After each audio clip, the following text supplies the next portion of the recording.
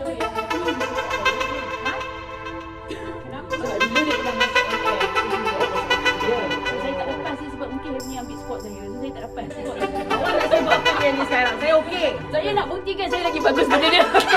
Tak ada. Okey, silakan. Okey. Love. Saya dah rasa berdebok. Takut tak ada job kan ni.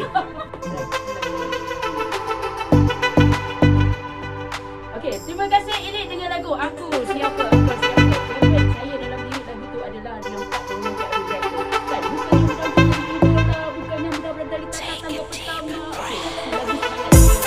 Apa jom? Terus pergi ke fokus kita sekali ini.